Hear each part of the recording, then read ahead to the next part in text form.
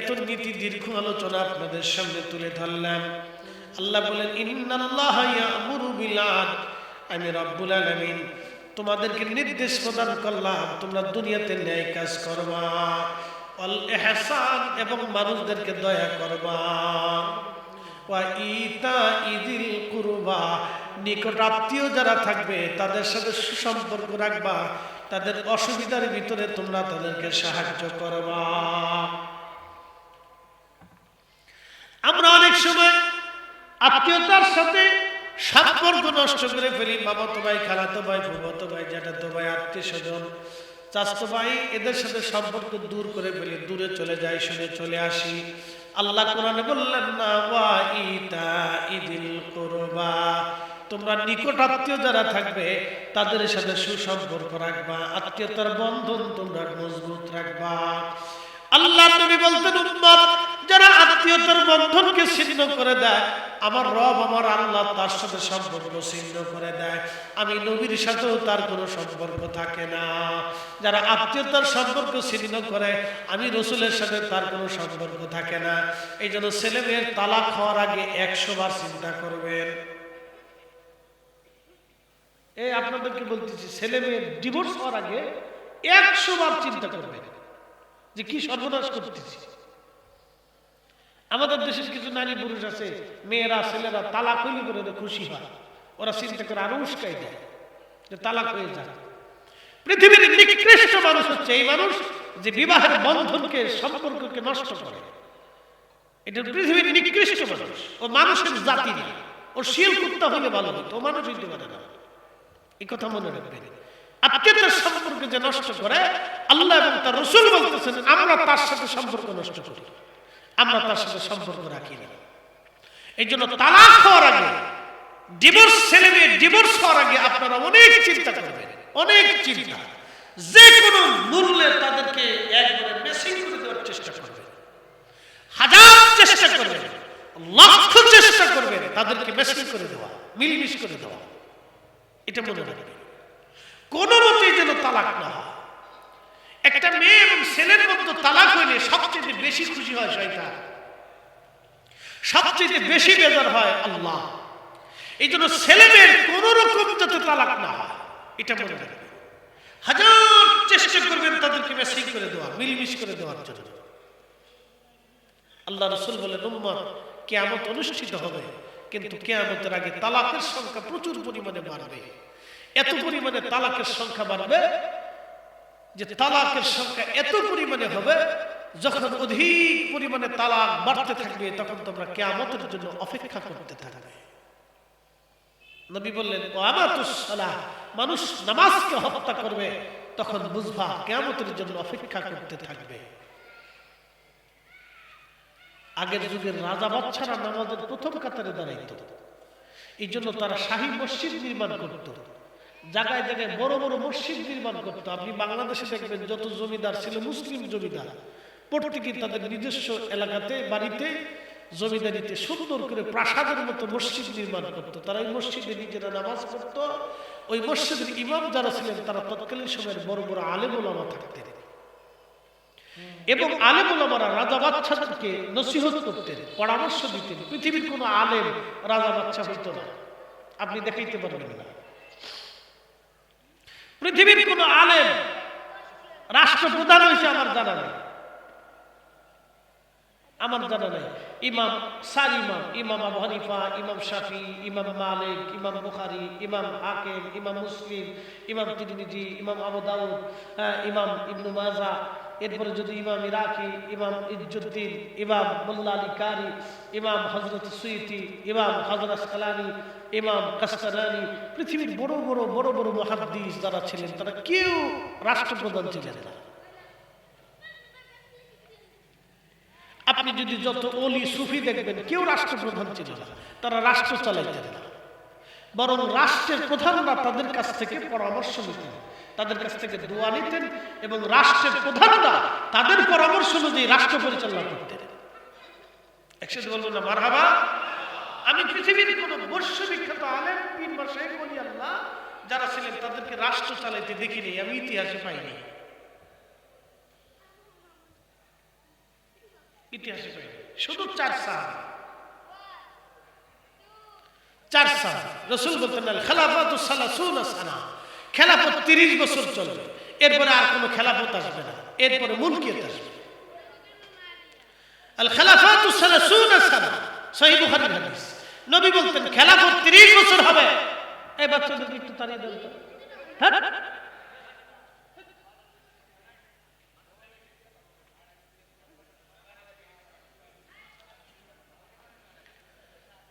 আরে মুরগির বাচ্চার মতো সেও সেও সেও সেও করতেই থাকে। এই বাচ্চারা আর মহিলারা একরকম। 10 মহিলা এক জায়গায় হইলে দুনিয়ার ইতিহাস গাইতে থাকে। আমি নাম দিচ্ছি আনলিমিটেড ব্যাটারি। এটা রেডিও, ব্যাটারি ছাড়াই চলতে থাকে। বিবিসি সংবাদ। আরে বাচ্চারা হচ্ছে এরকম।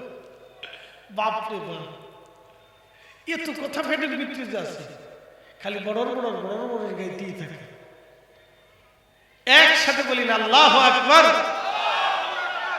খেলাফত পৃথিবীতে 30 বছর, এরপরে আর খেলাফত হয়নি। এরপরে যা আছে সব রাজকীয়, রাজা বাচ্চা আছে, রাজার ছেলে রাজা, রাজার ছেলে রাজা, রাজার ছেলে রাজা। খেলাফত হচ্ছে, খেলাফত বোঝায় আপনাদেরকে, খেলাফত হচ্ছে রাষ্ট্রের প্রধান প্রধান ব্যক্তিবর্গ যারা আছে, সুশিক্ষিত মানুষ, নেতৃস্থানীয় ব্যক্তিত্ব, তারা একজন রাষ্ট্রপ্রধান নির্বাচিত করবে। এটা হচ্ছে খেলাফত। রাষ্ট্রপ্রধান নির্বাচন করার জন্য সাধারণ দিনমজুর, রিক্সা ভ্যান যারা চালায়, তারা কে ভালো কে মন্দ এটা নির্বাচন করতে পারে না। খেলাফত হচ্ছে রাষ্ট্রপ্রধান নির্বাচন করার জন্য জ্ঞানী গুণীরে নির্বাচন করে। যেমন আপনারা মিলে সবাই আজকে সভাপতি নির্বাচন করছেন, উনি বয়োজ্যেষ্ঠ মুরব্বী। আপনারা দেখবেন আপনারা সবাই মিলে আজকে বক্তা নির্বাচন করছেন, যে কারে প্রধান বক্তা করা যায় আমাকে করছে, কারণ আমার বক্তব্য সুন্দর, আপনাদের কাছে পছন্দ হয়েছে, মনোভূত হয়েছে, এই জন্য আপনারা আমাকে দাওয়াত করছেন আমার কথা শোনার জন্য। তো হযরত আবু বকরকে নির্বাচন করলেন বিশিষ্ট বিশিষ্ট সাহাবীরা, হযরত ওমরকে নির্বাচন করলেন বিশিষ্ট বিশিষ্ট সাহাবীরা। সারা এই জন্য মাহফিলের উদ্দেশ্যে আমরা যারা বসছি, আমরা শুধুমাত্র আল্লাহর গুণকীর্তন, আল্লাহকে ডাকার জন্য, আল্লাহর প্রশংসার জন্য আমরা আজকে মাহফিলে বসে গেছি। কথা ঠিক আছে না? আল্লাহর গুণকীর্তনের জন্য বসে গেছি। তো প্রিয় নবী বললেন সাহাবায়ে কিরাম কি জন্য বসছো? বললেন নাদউল্লাহি ওয়া নাহমাদুহু আলা মা হাদানা লিদীনিহি, আল্লাহ দ্বীন দিয়েছেন, হেদায়েত দিয়েছেন। ওয়া মান্না আলাইনা বিকা, আল্লাহ আপনি নবী নামক মহা নিয়ামত আমাদেরকে দান করেছেন।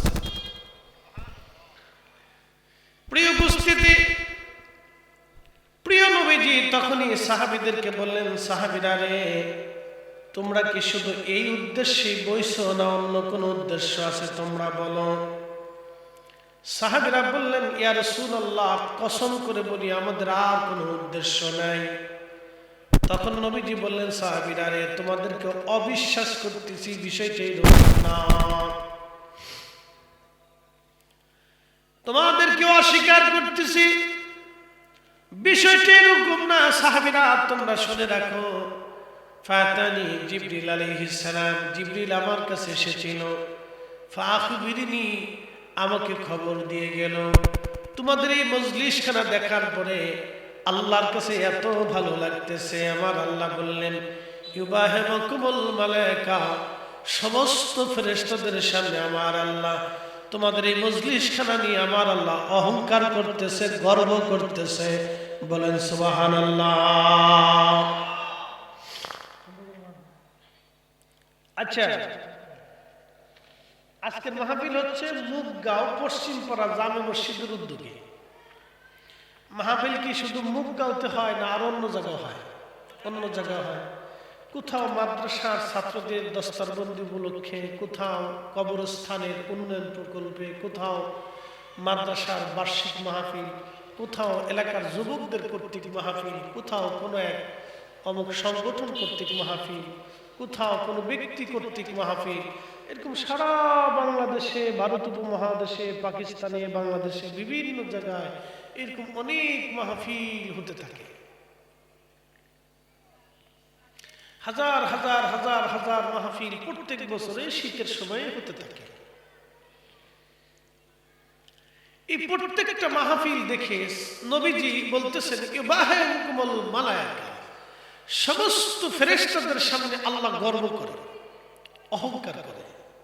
এ ফেরেশতারা, আমি যখন বলেছিলাম ইন্নী জাইলুন ফিল আরদি খলিফা, আমি পৃথিবীতে খলিফা পাঠাবো, তখন তোমরা ভেটো দিছো, তোমরা বলছিলে আল্লাহ ক্বালু আতাজআলু ফিহা, আপনি কি এমন এক জাতি পৃথিবীতে পাঠাবেন মাইয়ুফসিদু, যারা ফাসাদ করবে, অশান্তি বাঁধাবে, বিশৃঙ্খলা করবে, দাঙ্গা হাঙ্গামা করবে, ঝগড়া বিবাদ করবে,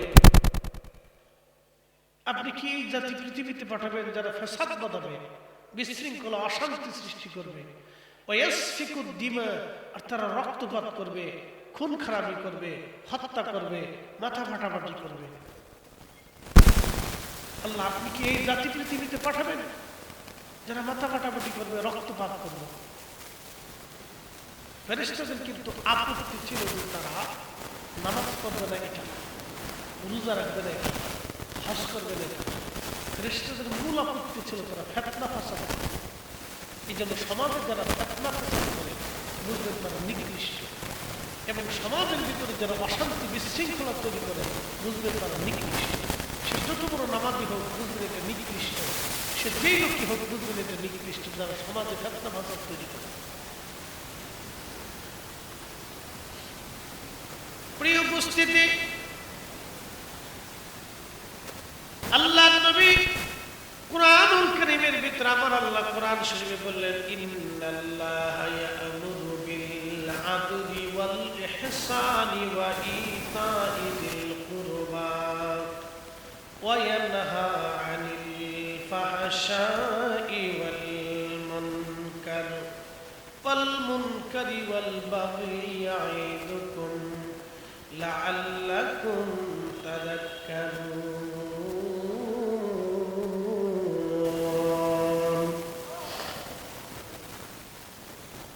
ইন্নাল্লাহা ইয়া'মুরু বিল আদল, আমি রব্বুল আলামিন তোমাদেরকে হুকুম প্রদান করলাম পৃথিবীতে তোমরা ন্যায় বিচার করবা, ন্যায় কাজ করবা, অন্যায় করবা না, ন্যায় সঙ্গত কাজ তোমরা করবা।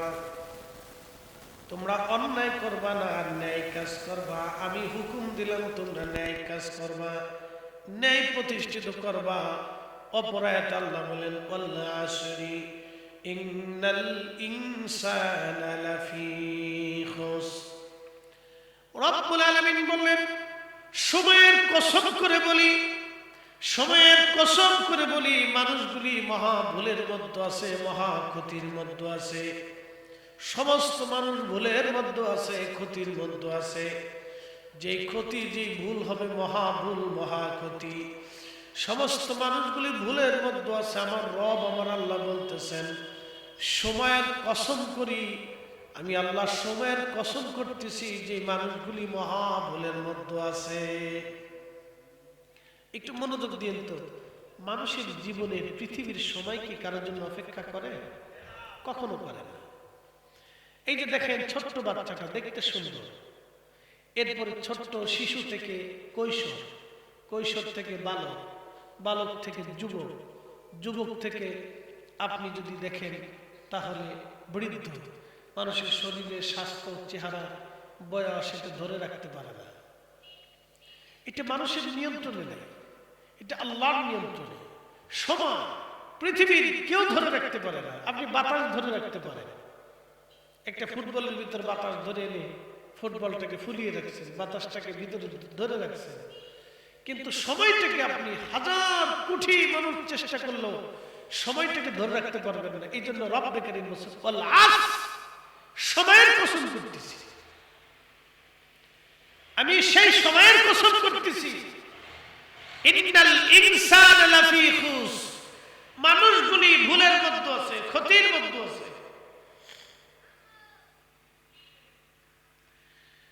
ইল্লাল্লাযীনা আমানু, এক নাম্বার তারা ব্যতীত যারা ঈমান এনেছে, যারা বিশ্বাস স্থাপন করেছে এক আল্লাহর প্রতি, যারা বিশ্বাস স্থাপন করেছে আখিরি নবীর প্রতি, যারা বিশ্বাস স্থাপন করেছে আল্লাহর রাসূলের উপরে যাহা অবতীর্ণ হয়েছে, যারা বিশ্বাস স্থাপন করেছে পূর্ববর্তী নবী এসেছিল, যারা বিশ্বাস স্থাপন করেছে কবর আসবে, কবরে মুনকার নাকির আসবে, যারা বিশ্বাস স্থাপন করেছেন কিরামান কাতিবিনা ইয়ালামুনা মা তাফআলুন, কিরামান কাতিবিন সত্য যারা বিশ্বাস স্থাপন করেছে ফি নারি জাহান্নাম, জাহান্নামের উপরে যারা বিশ্বাস স্থাপন করেছেন জান্নাতু আদনিন তাজরি মিন তাহতিহাল আনহার, খুদার জান্নাতের উপরে যারা বিশ্বাস স্থাপন করেছে ওয়া বিল আখিরাতি হুম ইউকিনুন, আখিরাতের উপরে যারা বিশ্বাস স্থাপন করেছে আমার রব আমার আল্লাহ বললেন তারা ব্যতীত। এরা ব্যতীত পৃথিবীর সব মানুষগুলি ভুলের মধ্যে আছে, মহা ক্ষতি। আচ্ছা খুব মনোযোগ দিয়ে, একজন মানুষ অনেক বড় একটা বট গাছ দেখলো, বিরাট বড় একটা বট গাছ দেখে বট গাছের গোড়ায় কিছু মোমবাতি জ্বালাইয়া তারপরে মনে করেন যে এখানে একটা পুতুল রেখে বট গাছের সামনে সেজদায় পড়ে গেল, এটা আমার ভগবান দেবতা, এখানে দেবতা আসে, দেবতা বসে। কি মনে করেন আপনারা? এটা তার একটা অন্ধবিশ্বাস না? এটা একটা ভুল বিশ্বাস। একটা বট গাছ কি হতে পারে? সৃষ্টির ভিতরে একটা বট গাছ কি? 13 লক্ষ পৃথিবী এক জায়গা করলে আল্লাহর তৈরি একটা সূর্য তত বড় হয়, তাহলে সূর্যের তুলনায় বট গাছটা কি? কিচ্ছু না। ওই মানুষ এটা পূজা করতেছে, সাগরের সামনে যায় সাগরকে পূজা দিচ্ছে যে এই সাগর আমাদের এক দেবতা। বিরাট বড় একটা পুতুল বানাইয়া মূর্তি বানাইয়া মূর্তির সামনে মাথা নত করতেছে, এটাই আমাদের ভগবান। ভগবান এটার ভিতরে আসছে, একটা রূপ ধরে বসছে। এই যে অন্ধবিশ্বাস, যাদের বিদ্যার দেবতা আলাদা, পানির দেবতা আলাদা, খাবারের দেবতা আলাদা, তারপরে আপনার জীবনের দেবতা আলাদা, মৃত্যুর দেবতা আলাদা, জনশক্তির দেবতা আলাদা, আমাদের ঘরের লক্ষ্মী দেবতা আলাদা, গণেশ দেবতা আলাদা, কার্তিক আলাদা, এই ধরনের যে বিশ্বাস মানুষের ভিতরে আছে, তারা ভাবেন হয়তো এটা আমাদের এই বিশ্বাস। এই জন্য রব্বুল আলামিন বললেন যারা আমি আল্লাহর উপর ঈমান আনে, আমাদের রব একজন, একসাথে বলেন আল্লাহ কয়জন? একজন, কোনো সন্দেহ নাই। ওয়াকাদা রাব্বুকা আল্লা তা'বুদু ইল্লা ইয়্যা, রব বলতেছেন আমি নির্দিষ্ট করে দিয়েছি, আবশ্যক করে দিয়েছি আল্লাহ ছাড়া আর কারো ইবাদত হবে না। একসাথে বলুন আল্লাহু আকবার। মাজুসি ধর্মের যারা আছে তাদের বিশ্বাস হচ্ছে এই আগুন আমাদেরকে দেয়, আগুন আমাদের খোদা, এটা হচ্ছে তাদের বিশ্বাস। আগুন তাদের খোদা, এই জন্য তারা আগুন জ্বালায়া আগুনের পূজা করে, আগুনের চারপাশে ঘুরে, আগুনের তাওয়াফ করে, আগুনকে সিজদা দেয়, এটা করতে থাকে। এটা হচ্ছে মাজুসি ধর্ম। প্রিয় উপস্থিতি খুব মনোযোগ দিবেন। রব্বুল আলামিন বললেন ইল্লাল্লাযীনা আমানু ওয়া আমিলুস সালিহাত,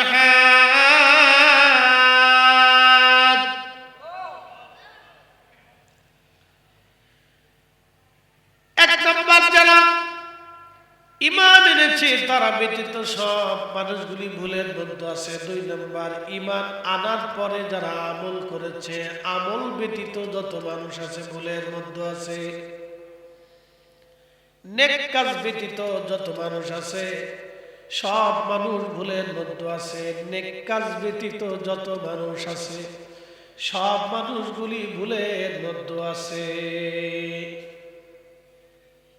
আচ্ছা, আমাদের সভাপতি সাহেব একটু অসুস্থ আছে, ওনার জন্য ওই যে একটা চেয়ার নিয়ে নিলেন, প্লাস্টিকের যে হাতল আছে না, ওই চেয়ারটা, এটা তো শক্ত, সোজা, আমাদের বসতে কষ্ট হচ্ছে।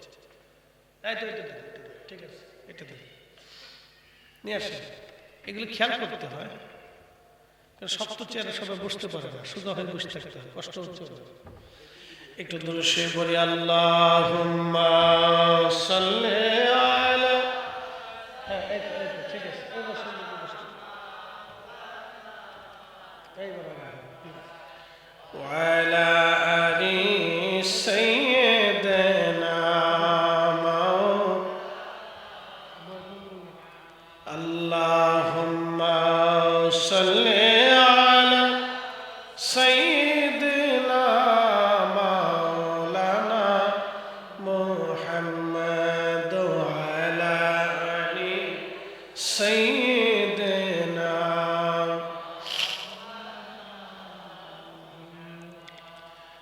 बादशाह क्या फकीर हो, सबको एक ही ठिकाना।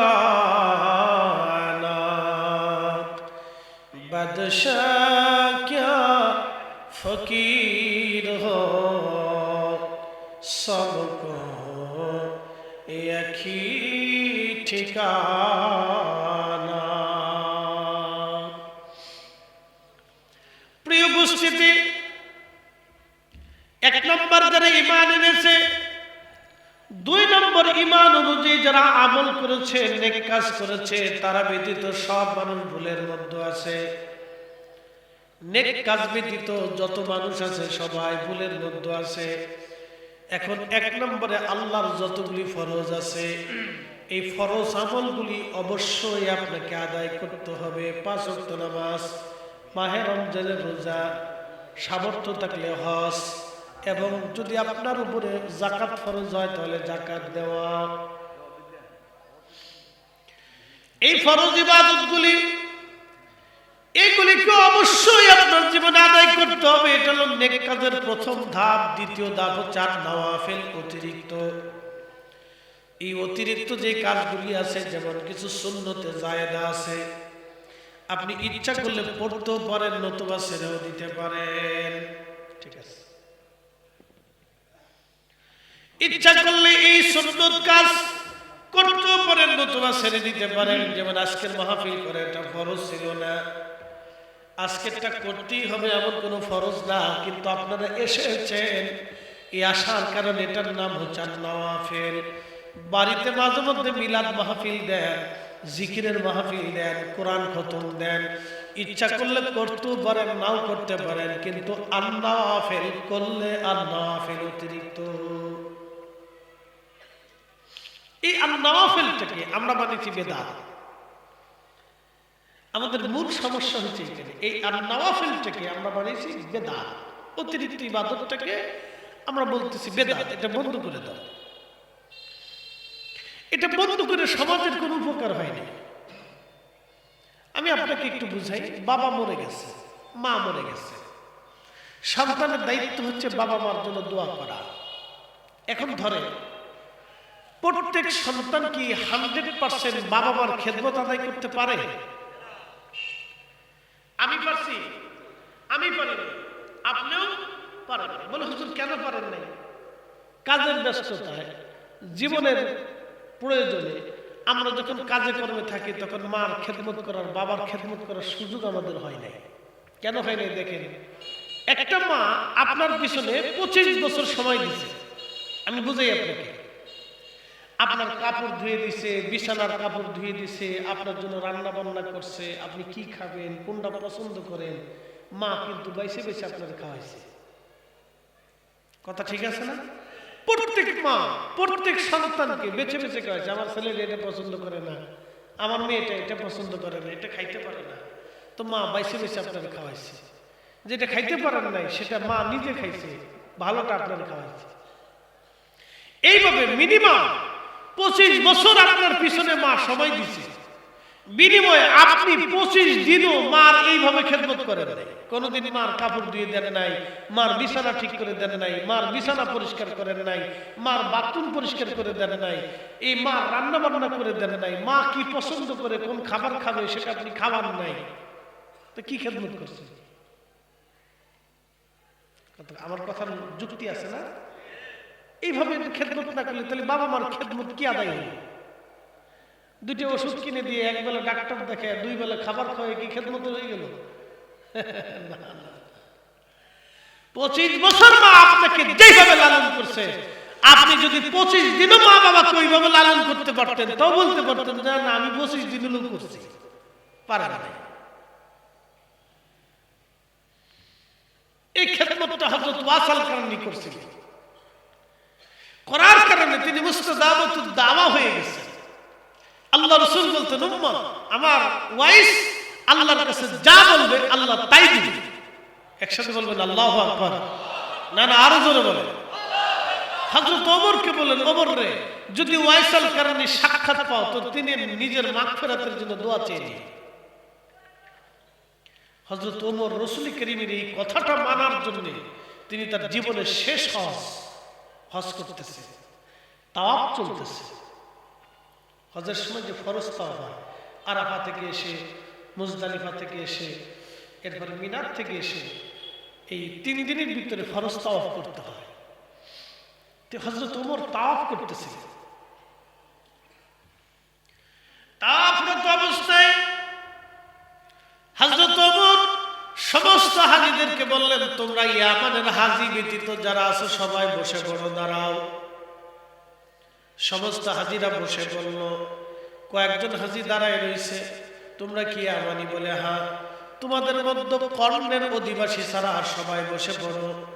একজন দাঁড়ায় রইল, শুধু কার্ণীদের মধ্যে একজন তিনি দাঁড়িয়ে আছেন। হযরত ওমর জিজ্ঞেস করলেন, তোমাদের দেশে ওয়াইস আল কার্ণী নামক কাউকে চিনোনি? বলে হ্যাঁ চিনি। লোকটি বলতেছে, সে সম্পর্কে আমার ভাতিজা হয়, আমি তার চাচা হই। আমাদের ওয়াইস নামে একজন পাগল আছে। কি আছে দেখছেন? হযরত ওমরের কাছে বলতেছে, ওয়াইস নামে একটা পাগল আছে, তার আমরা পাগল মনে করি। সে অত্যন্ত হীন ক্ষীণ দুর্বল দরিদ্র, বিচি টুকায় টুকাইয়া বাজারে বিক্রি করে কোন রকম খেয়ে থাকে, না খেয়ে থাকে। তার একটা ঝুপড়ি ঘর আছে। ঝুপড়ি ঘর তো বুঝছেন, আপনাদের দেশে পাটকরি টাটকরি দিয়ে, এই উচ্ছিষ্ট হাবিজাবি দিয়ে কোন রকম বাঁধে মধ্যে দিয়ে ঝুপড়ি ঘর। তার একটা ঝুপড়ি ঘর আছে। সে মানুষের সাথে মিশে না, ওই ঘরের ভিতরে 3-24 ঘন্টা ইবাদত করে। তার একটা ঝুপড়ি ঘর আছে, খেয়ে থাকে, না খেয়ে থাকে। আমরা তার পাগল মনে করি। হযরত ওমর রাদিয়াল্লাহু আনহু চোখের পানি ফেলে ফেলে কাঁদতেছিলেন। ইমাম আবুল ফারাজ ইবনুল জৌজি 900 বছর আগে তার কিতাবে লিখতেছে, হযরত ওমর চোখের পানি ফেলে ফেলে কাঁদতেছে। তো হাজিরা চিন্তা করে, ওমর কাঁদে কেন? এক পাগলের কথা শুনে ওমর কেন কাঁদে? ওমরের মতো খলিফাতুল মুসলিমিন পাগলের কথা শুনে কাঁদতেছে, এটা কি চারটিখানি কথা? তো তার চাচা বলতেছে, আমরা তাকে পাগল মনে করি, সে সমাজের সাথে মিশে না, নামাজ কালাম নিয়ে পড়ে থাকে, জিকির-আজকার করে, ওই ঝুপড়ির ভিতরে থাকে। আর সে বাজারে রাস্তাঘাটে ছেলেরা খেজুর খেয়ে খেয়ে ফেলে দেয়, ওই খেজুরের যে বিচিগুলি থাকে, বিচিগুলি টুকায় টুকায় বাজারে নিয়ে বিক্রি করে, 2-1টা খেজুর কিনে এনে ওটা খাইলে খেলো, না খেলে না খেয়ে থাকে। আপনি বুঝে যাবেন,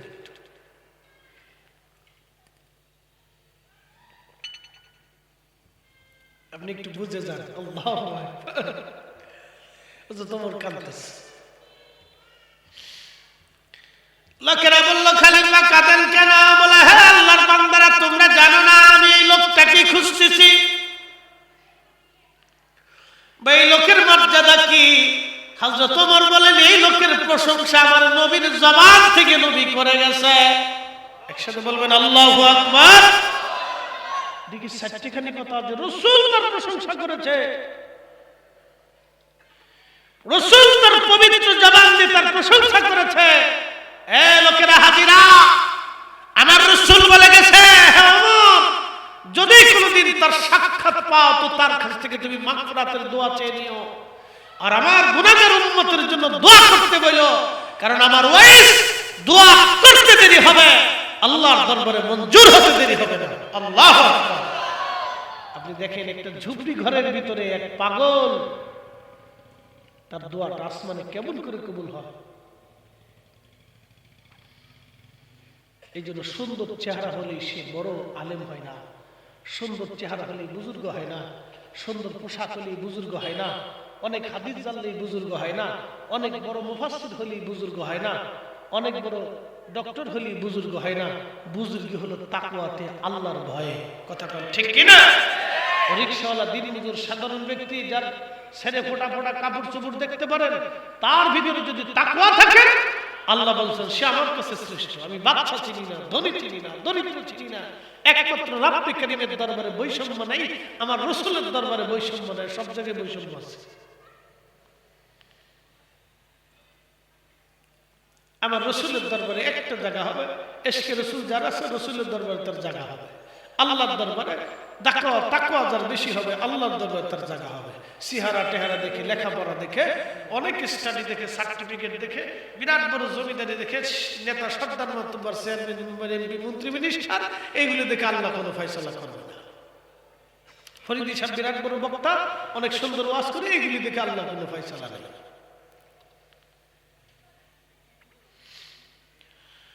হযরত ওমর বললেন, হে আল্লাহর বান্দা, সে এখন কি হজে আসছে কি তুমি কি জানো? তখন সে বলতেছিল, হ্যাঁ সে হজে আসছে।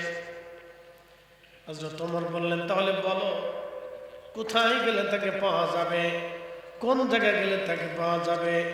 হযরত ওমর রাদিয়াল্লাহু আনহু কে লোক বললেন, হুজুর আপনি যদি তাকে খুঁজতে চান তাহলে মক্কার পার্শ্ববর্তী এলাকার একটা জায়গা আছে, এখানে একটা গাছ আছে, ওই গাছের নিচে সে আল্লাহর ইবাদত করতেছে। হযরত ওমর এবং হযরত আলী দুইজনে মিলে তারা সারির উপরে চড়ে হযরত ওয়াসাল কারনীকে খুঁজতে খুঁজতে যায়, দেখলেন জীর্ণ শীর্ণ একজন আল্লাহর ব্যক্তি, মোটা চটের মতো, কম্বলের মতো মোটা সুতার পোশাক গায়ে দিয়ে, জুব্বা গায়ে দিয়ে নামাজে দাঁড়ানো, তার জায়গায় জায়গায় তালি দেওয়া, জায়গায় জায়গায় সেরা, জায়গায় জায়গায় তালি দেওয়া, জায়গায় জায়গায় সেরা, জায়গায় জায়গায় সেরা, চুল দাড়িগুলি উস্কো খুস্কো। উস্কো খুস্কো বুঝছেন? আমরা তো প্রত্যেক দিন শ্যাম্পু মারি, ঠিক আছে না ভাই? আতর মারি, শ্যাম্পু মারি, সাবান দিই, তার চুল দাড়িগুলি উস্কো খুস্কো, দেখলে মনে হয় একটা পাগল। আসলে আমরা ভিতরে এসে বসি ভাই, ভিতরে এসে বসি। দেখেন আমি একজনের জীবনে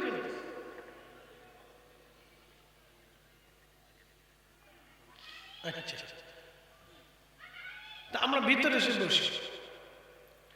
এই যে আমাদের দেশে ওয়াজের সময় মেলা হইলে এই বাচ্চা পোলাপান ছেলেগুলোরা মেলার দিকে দৌড়ায়, আর মহিলারা খালি মেলার দিকে যায়। মহিলারা যাওয়ার পিছনে কারণ আছে, বাচ্চারা খোঁচাখুচি করে, কে মা এটা কিনে দাও, এটা কিনে দাও, এটা কিনে দাও, এটা কিনে দাও। বাচ্চার জ্বালায় মহিলা এই মেলার দিকে যায়, এটাও ঠিক আছে, কিন্তু যাওয়া যাবে না। মা বোনরা নির্দিষ্ট জায়গায় বসে থাকেন, আপনারাও আসছেন। দেখেন একজন পাগলের গল্প করতেছি, একসাথে বলবেন আল্লাহু আকবার। যে মজজুমের প্রশংসা আমার রাসূলের জবান থেকে আসছিল, আমি তার বর্ণনা করতেছি। হযরত ওমর আর আলীর মতো মহান সাহাবী তাকে দেখার জন্য পাগল হয়ে গেছে। কোন জায়গায় গেলে পাবো, কোথায় গেলে পাবো? তো তারা সওয়ারি চড়ে গিয়া সেই গাছের নিচে যায়, দেখতেছে উস্কো খুস্কো চুল বিশিষ্ট, জামা কাপড় সিরা, তালি দেওয়া যুক্ত একজন বান্দা নিভৃতে খুব ধীর স্থিরতার সাথে নামাজ পড়তেছে, খুব স্থির। দীর্ঘ সময় সে 2 রাকাত নামাজ পড়ল। হযরত ওমর পিছন দিক থেকে সালাম দিয়ে চুপচাপ বসে গেলেন। দীর্ঘ সময় পরে নামাজ শেষ করে হযরত ওমর সালাম দেওয়ার পরে তিনি সালাম ফিরিয়ে শেষ করার পরে সালামের জবাব দিয়ে বললেন, হে আল্লাহর বান্দা আপনারা কারা? বলে আমার নাম ওমর, আর ওনার নাম হযরত আলী কাররামাল্লাহু ওয়াজ। তখন ওয়াসাল কারনী বললেন, আপনারা রাসূল কারীমের সাহাবী, খলিফাতুল মুসলিমিন, আর আপনি হযরত আলী, আহলে বাইতের রাসূল। তার গায়ের উপরে একটা সিরা চাদর ছিল, এই চাদরখানা বিছাই দিয়ে বললেন, আপনারা এইখানে বসে, আপনাদেরকে মেহমানদারি করার মতো আমার কাছে কোনো সম্বল নাই। একসাথে বলবেন আল্লাহু আকবার। আপনি দেখেছেন, অথচ জীবনে রাসূলের পক্ষ থেকে একটা হাদিসও সে শিখে দেবে, এই জন্য মনে রাখবেন, হেদায়েত আর ইশকে রাসূল দলিল দিয়ে হয় না, এটা হৃদয় থেকে আসে, আল্লাহর পক্ষ থেকে আসে। কি কথা বলেন? এটা দলিল দিয়ে হয় না। ইশকে রাসূল আর হেদায়েত এটা দলিল দিয়ে হয় না, এটা আল্লাহ থেকে কবুল করে তার কলিজার ভিতরে আল্লাহ ঢেলে দেয়। সমান নসিব হয় না। অনেক স্টাডি করলে হবে না, অনেক হাদিস ঘুরে ঘুরে জানলেও হবে না, হবে না, কখনোই হবে না। তো খুব মনোযোগ দিয়ে, তো চাদর বেশি দিয়ে বলেন, আবু বকর কিন্তু আল্লাহ দেখে দিন মানে নাই, আবু বকর রাসূল দেখে আল্লাহ চিনেছে। হযরত ওমর কিন্তু নবী দেখে আল্লাহ চিনেছে। হযরত খাব্বাব কিন্তু রাসূল দেখে আল্লাহ চিনেছে। হযরত বেলাল নবী দেখে আল্লাহ চিনেছে। আম্মা জান খাদিজা নবী দেখে আল্লাহ চিনেছে, তার কিন্তু আগে আল্লাহ চিনে নাই।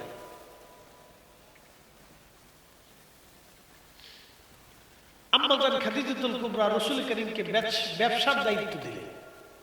আমাদের এক শিক্ষিত ভাই, তিনি শুধু ইংরেজিতে ওয়াজ করেন। আমি বুঝি না বাংলাদেশে এত ইংরেজি ফটর ফটর করার কি আছে, আমি বুঝি না। এত ইংরেজি বলে কি লাভ হয়, কি দরকারটা কি এত ইংরেজি বলার?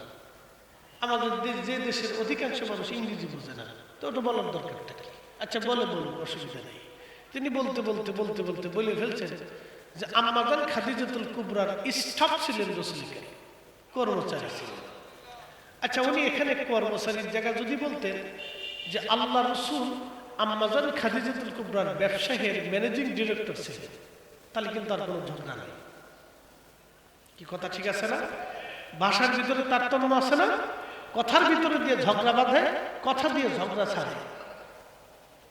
এ আমার দিকে তাকান, কথা দিয়ে ঝগড়া শুরু হয়, কথা দিয়ে ঝগড়া শেষ হয়। কথার কারণে মানুষ রাগ করে, কথার কারণে মানুষ হাসে, কথার কারণে মানুষ যুদ্ধ করে, কথার কারণে মানুষ যুদ্ধ ছাড়ে। জবাব।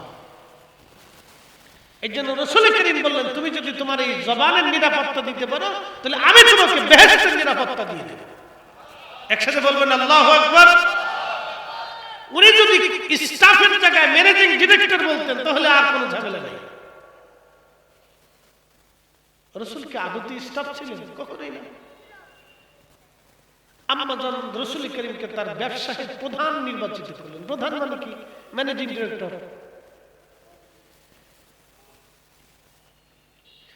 আম্মা জান তার রাসূলকে ব্যবসার প্রধান নির্বাচিত করে আম্মা জানের একজন গোলাম ছিল, সেই গোলামকে বললেন তুমি তার খেদমত করবা, তাকে সাহায্য করবা, সহযোগিতা করবা।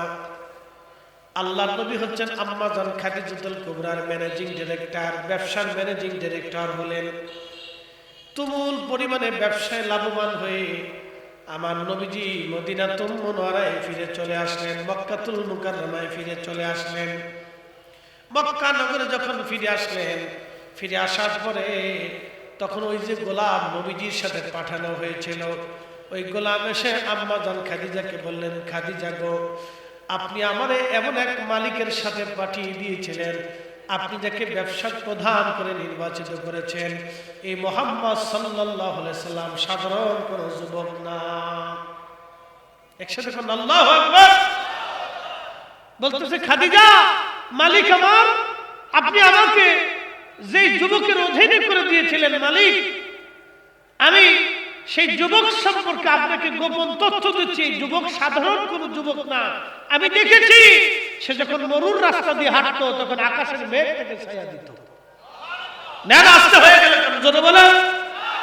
আম্মা জান খাদিজাতুল রাদিয়াল্লাহু আনহার গোলাম মনিবকে বলতেছে, মনিব, আপনি আপনার ব্যবসার প্রধান যাকে নির্বাচিত করেছিলেন, সেই যুবক মুহাম্মদ, সে সাধারণ কোন যুবক না। উনি তো বলে ফেলছেন স্টাফ না, এটা ভুল মিথ্যা তথ্য। আম্মা জান খাদিজাতুল কুবরার ব্যবসায়ের প্রধান ছিলেন তিনি, ম্যানেজিং ডিরেক্টর ছিলেন তিনি।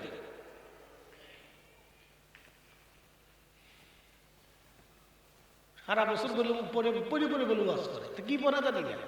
আমাদের মতো 3-4টা করে মাহফিল করলে তো তার খবরই ছিল না।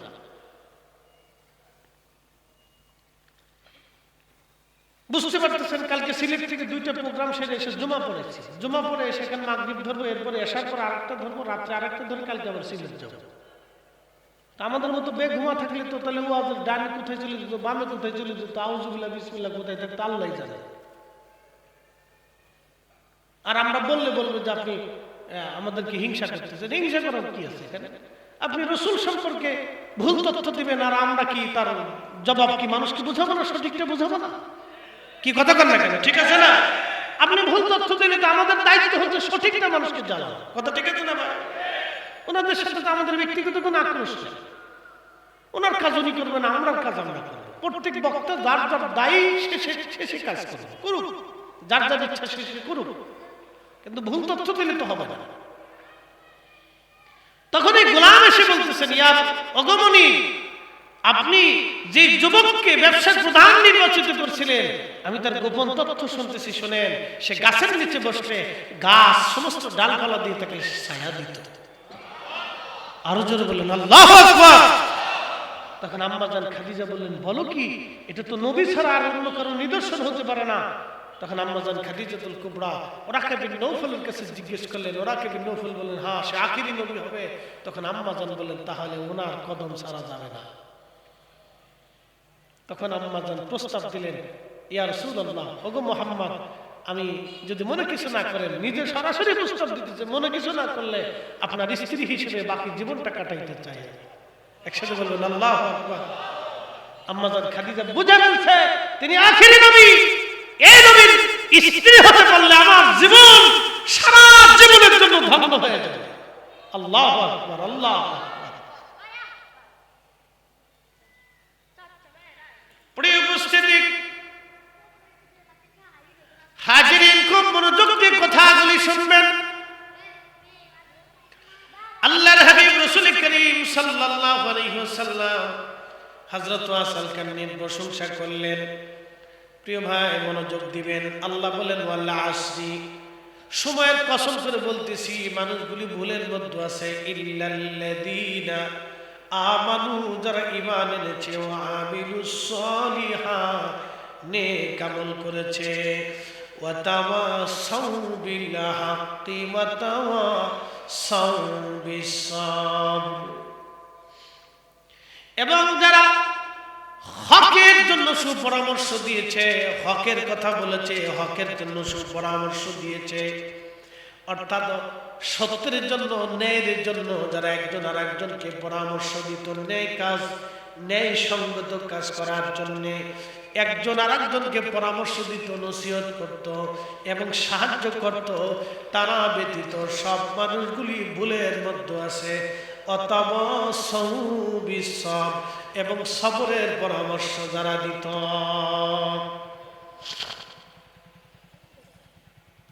সবরের পরামর্শ যারা দিত, সবরের কথা যারা বলতো, তারা ব্যতীত সমস্ত মানুষগুলি ভুলের মধ্যে আছে। প্রিয় উপস্থিতি, খুব মনোযোগ দিয়ে কথাগুলি শুনবেন। হাজিরিন, এত নীতি দীর্ঘ আলোচনা আপনাদের সামনে তুলে ধরলাম। আল্লাহ বলেন, ইন্নাল্লাহা ইয়া'মুরু বিল আদল, আমি রব্বুল আলামিন তোমাদেরকে নির্দেশ প্রদান করলাম, তোমরা দুনিয়াতে ন্যায় কাজ করবা, ওয়াল ইহসান, এবং মানুষদেরকে দয়া করবা, ওয়া ইতাইযিল কুরবা, নিকট আত্মীয় যারা থাকবে তাদের সাথে সুসম্পর্ক রাখবা, তাদের অসুবিধার ভিতরে তোমরা তাদেরকে সাহায্য করবা। আমরা অনেক সময় আত্মীয়তার সাথে সম্পর্ক নষ্ট করে ফেলি। মামাতো ভাই, খালাতো ভাই, ফুফাতো ভাই, জ্যাঠাতো ভাই, আত্মীয় স্বজন, চাচাতো ভাই, এদের সাথে সম্পর্ক দূর করে ফেলি, দূরে চলে যাই, শুনে চলে আসি। আল্লাহ কোরআনে বললেন না, ওয়া ইতাইযিল কুরবা, তোমরা নিকট আত্মীয় যারা থাকবে তাদের সাথে সুসম্পর্ক রাখবা, আত্মীয়তার বন্ধন তোমরা মজবুত রাখবা। আল্লাহ নবী বলতেন, উম্মত যারা আত্মীয়তার বন্ধনকে ছিন্ন করে দেয়, আমার রব, আমার আল্লাহ তার সাথে সম্পর্ক ছিন্ন করে দেয়, আমি নবীর সাথেও তার কোনো সম্পর্ক থাকে না। যারা আত্মীয়তার সম্পর্ক ছিন্ন করে, আমি রসুলের সাথে তার কোনো সম্পর্ক থাকে না। এই জন্য ছেলে মেয়ের তালাক হওয়ার আগে 100 বার চিন্তা করবেন। এই আপনাদেরকে বলতেছি, ছেলে মেয়ের ডিভোর্স হওয়ার আগে 100 বার চিন্তা করবেন যে কি সর্বনাশ করতেছি।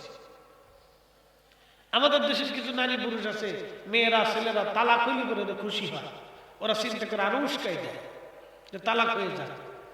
পৃথিবীর নিকৃষ্ট মানুষ হচ্ছে এই মানুষ যে বিবাহের বন্ধনকে সম্পর্ককে নষ্ট করে। এটা পৃথিবীর নিকৃষ্ট মানুষ। ও মানুষের জাতি না, ও শিয়াল কুত্তা হলে ভালো হতো, ও মানুষ হইতে পারে না।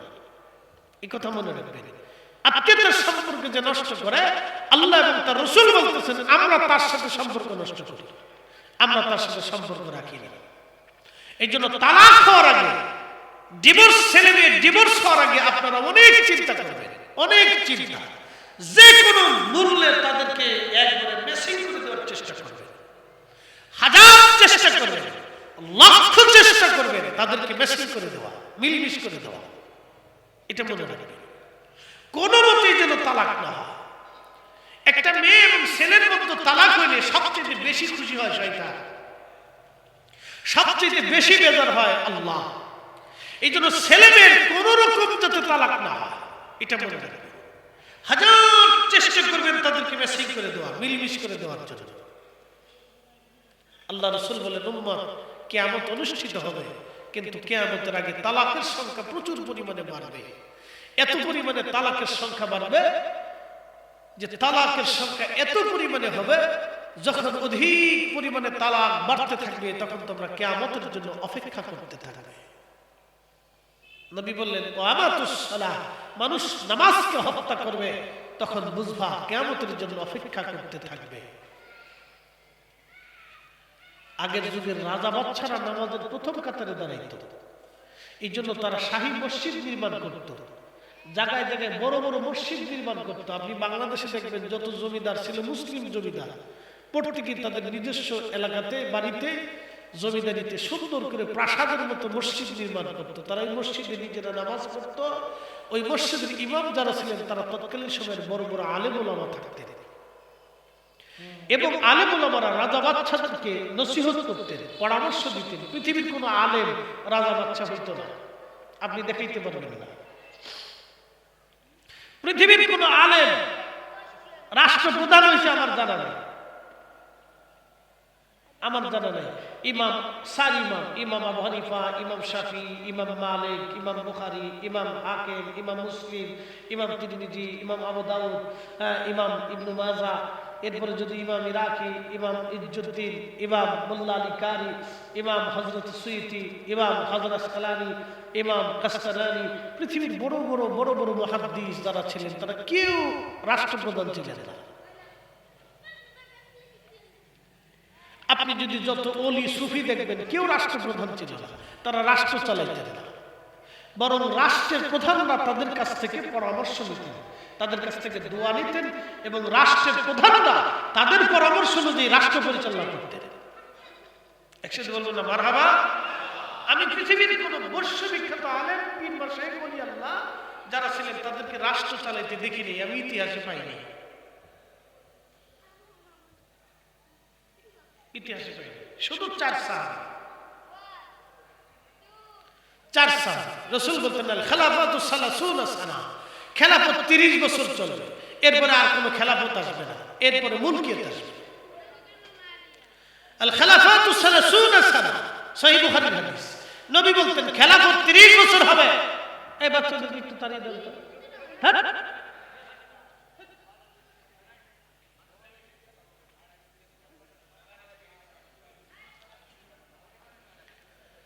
আর এই মুরগির বাচ্চার মতো সেও সেও সেও সেও করতেই থাকে। এই বাচ্চাটা আর মহিলারা একরকম। 10 মহিলা এক জায়গায় হইলে দুনিয়ার ইতিহাস গাইতে থাকে। আমি নাম দিচ্ছি আনলিমিটেড ব্যাটারি। এটা রেডিও, ব্যাটারি ছাড়াই চলতে থাকে, বিবিসি সংবাদ। আর বাচ্চারা হচ্ছে এরকম, বাপরে বাপ, এত কথা ফেটের ভিতরে যাচ্ছে, খালি বড় বড় বড় বড় গাইতেই থাকে। একসাথে বলি না আল্লাহু আকবার। খেলাফত পৃথিবীতে 30 বছর, এরপরে আর খেলাফত হয়নি। এরপরে যা আছে সব রাজকীয়, রাজা বাদশা আছে, রাজার ছেলে রাজা, রাজার ছেলে রাজা, রাজার ছেলে রাজা। খেলাফত হচ্ছে, খেলাফত বোঝায় আপনাদেরকে, খেলাফত হচ্ছে রাষ্ট্রের প্রধান প্রধান ব্যক্তিবর্গ যারা আছে, সুশিক্ষিত মানুষ, নেতৃস্থানীয় ব্যক্তিত্ব, তারা একজন রাষ্ট্রপ্রধান নির্বাচিত করবে। এটা হচ্ছে খেলাফত। রাষ্ট্রপ্রধান নির্বাচন করার জন্য সাধারণ দিনমজুর রিক্সা ভ্যান যারা চালায় তারা কে ভালো কে মন্দ এটা নির্বাচন করতে পারে না। খেলাফত হচ্ছে রাষ্ট্রপ্রধান নির্বাচন করার জন্য জ্ঞানী গুণীরা নির্বাচন করে। যেমন আপনারা মিলে সবাই আজকে সভাপতি নির্বাচন করছে, উনি বয়োজ্যেষ্ঠ মুরব্বী। আপনারা দেখবেন আপনারা সবাই মিলে আজকে বক্তা নির্বাচন করছেন, যে কারে প্রধান বক্তা করা যায় আমাকে করছে, কারণ আমার বক্তব্য সুন্দর, আপনাদের কাছে পছন্দ হয়েছে, মনোভূত হয়েছে, এই জন্য আপনারা আমাকে দাওয়াত করছেন আমার কথা শোনার জন্য। তো হযরত আবু বকরকে নির্বাচন করলেন বিশিষ্ট বিশিষ্ট সাহাবীরা, হযরত ওমরকে নির্বাচন করলেন বিশিষ্ট বিশিষ্ট সাহাবীরা। সারা মক্কা মদিনার মানুষ কিন্তু খলিফা নির্বাচন করে নাই, নির্বাচন করছেন বিশিষ্ট বিশিষ্ট জ্ঞানীরা। হযরত আবু বকরকে নির্বাচন করলেন বিশিষ্ট বিশিষ্ট জ্ঞানীরা, হযরত উসমানকে নির্বাচন করলেন বিশিষ্ট বিশিষ্ট জ্ঞানীরা, হযরত আলীকে নির্বাচন করলেন বিশিষ্ট বিশিষ্ট জ্ঞানীরা। একসাথে বলবেন না মারহাবা? এটার নাম হচ্ছে খেলাফত। এটার নাম কি? খেলাফত। জ্ঞানীরা নির্বাচন করবে যে রাষ্ট্রপ্রধান কে হবে, কাকে বলে যে রাষ্ট্র ভালো মতো চলবে, নির্ভেজাল মতো চলবে। এই প্রথা পৃথিবীতে নেই। এই প্রথা পৃথিবীতে আছে নাই। এরপরে 4 খলিফা চলে যাওয়ার পরে রাজত্ব নিয়ে নিলেন সাহাবী রাসূল হযরত আমির মুআবিয়া রাদিয়াল্লাহু আনহু। তিনি কোন খলিফা ছিলেন না, তিনি রাজা ছিলেন। তারপরে ওনার সন্তান আসলো ইয়াজিদ। এটা তো চিনছেনই আপনারা, এটা পৃথিবীর সবচেয়ে বড় মুনাফিক। কি কথা ঠিক আছে না ভাই? পৃথিবীর কোন নিকৃষ্ট শাসক যদি থাকে তাহলে ইয়াজিদ একবারে পৃথিবীর নিকৃষ্ট শাসক, মুসলিমদের মধ্যে একেবারে নিকৃষ্ট শাসক। এর মতো শাসক পৃথিবীতে নাই। সে কোন সাহাবীদের পরামর্শ ভিত্তিতে সে রাজত্ব ক্ষমতায় আসে,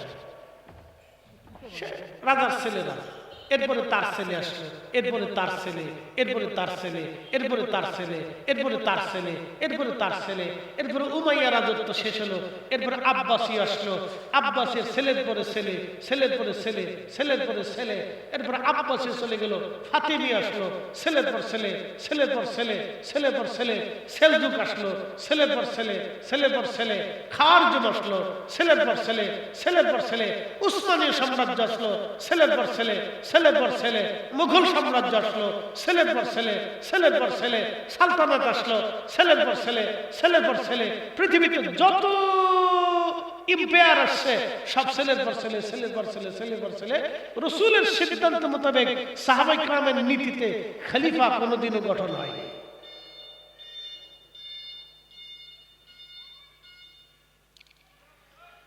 প্রিয় উপস্থিতি,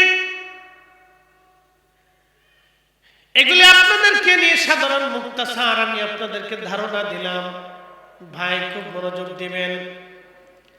আল্লাহ বললেন তোমরা ন্যায় বিচার করবা, ন্যায় বিচার প্রতিষ্ঠিত করবা, তোমরা ইহসান করবা, মানুষকে দয়া করবা, মানুষকে দয়া করবা, দয়া দয়া দয়া করবা। আল্লাহ নবী আরো বললেন, আল্লাহ কোরআনে আরো বললেন, হে আমার বান্দারা, এরপরে তোমরা নিকট আত্মীয় স্বজন যারা আছে তাদের সাথে সুসম্পর্ক রাখবা, আত্মীয়তার সম্পর্কে বন্ধনকে দৃঢ় করবা। এরপর আল্লাহ বলেন আনিল ফাহশাই ওয়াল মুনকার, তোমরা খারাপ ফাহশা কাজ থেকে নিজেদেরকে নিবৃত রাখবা, দূরে দূরে রাখবা। ফাহশা কাজ, ন্যাক্কারজনক কাজ, নিকৃষ্ট কাজ থেকে তোমরা দূরে থাকবা এবং অন্যজনকে দূরে রাখার চেষ্টা করবা। আল বাকি ইয়াইদুকুম লাআল্লাকুম তাযাক্কারুন, তোমরা মুরব্বিদেরকে মেনে মেনে চলবা।